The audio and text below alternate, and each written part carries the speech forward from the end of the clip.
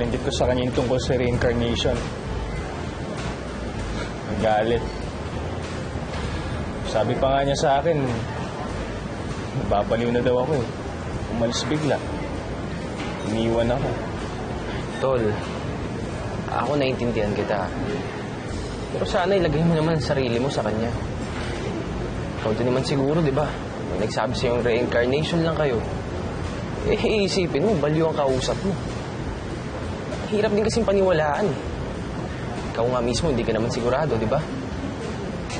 Ito para wala namang ibang explanation para sabihin yun eh. Agree ako sa'yo dyan, Tol.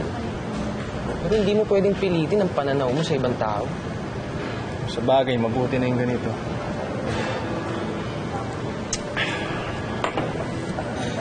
Guilty na naman ako eh. Ayoko naman saktan yung kapatid ko, Tol. Pero parang laging may humahatak sa akin papunta kay Des. Hindi ko mapigilan eh. Alam mo, Tol, pati ako nahirapan na sa sitwasyon mo eh. Sige. Ito na lang, Tol. Ano kaya ang pinakamagandang gawin ngayon? Ito Alam mo, Tol, kung ako sa'yo, umanap ka muna ng pruweba tungkol sa reincarnation. Tapos kausapin mo ulit si Des. Para mas maging convincing ka na. Diba? Nakuha mo yung point ko?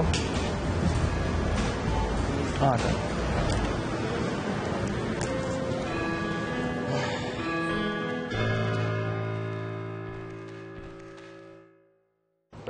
Sinasabi ko. Di ba ito, auto mo? Oo. Ako nagmamaneho, ha? Oo. Sandali, susuka ako. Ano? Susuka ako. Kaya mo ba? Uy, ano ba? Ano?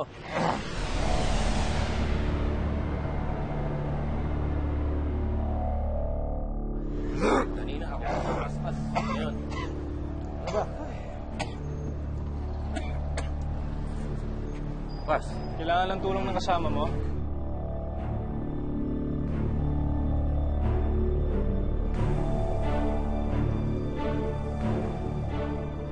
Yes ka? Aldrin ang pangalan ko. Ikaw si Aldrin? Ano ginagawa mo rito? Bakit ka bumalik? Lucas. Si Aldrin yan. Yung boyfriend ni Celeste. Hoy, layaan mo si Des, ha? Anong kinalaman ni Des dito? Ano ka nalaman ni Des? Eh, syota mo yung anak ko, eh. Bakit diniligawan mo si Des? Alam mo, lumayo ka kay Des kundi malilintikan ka sa akin. Pare, easy ka lang. Ano ba? Yan, eh. Lokong yan. Uwi nyo na yan, sir. Baka mamaya may mangyari pang gulo dito eh. Pasensya ka na. Lasing kasi. Eh, abang pa na to, eh. Pare. Tama na. Parang hindi. Uy! Lucas, ano ba? Tama na yan. Sir, uwi nyo na yan. Layuan mo si Des, ha? Layuan mo si Des. Lucas! Lucas! Tama na! Tama na! Hindi ako lasing. Tama na! Tawan nyo. Halika na! Halika na, sumakay ka na. Sige na, sakay nyo na. Sumakay ka na. Pare, pasensya na, ha?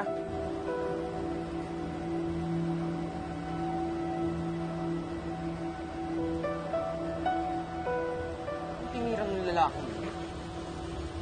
Lakas ng tama, tol.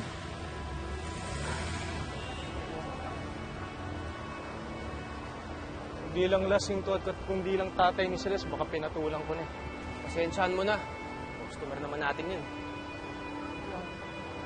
Ang iniisip ko, bakit lagi niya ako pinipilit na lumayo kay Des? Alam mo kasi iniisip niya, niloloko mo si Celeste. May gusto ka kay Des. Tol, tatay lang yan. Yung protective lang sa anak niya. Grabe, lasing tama eh. Ay, Jason, tigil mo. Babalikan ko yun. Kunin mo yung baril ko dyan sa ilalim ng upuan. Pare, tama na. Lasing ka na eh. Kita mo nga, hindi ka makatama ng suntok. Tapos ngayon, babarilin mo pa. Ano ka ba? Pero grabe pala talaga, no? Kamukhang kamukha ni Aldrin. Yun si Edgar. Gago yun. Papatayin ko yun. Tandaan mo, pag kinuha niya si Des sa akin, papatayin ko yun. Natulog ka na. Ihatid na kita pa uwi.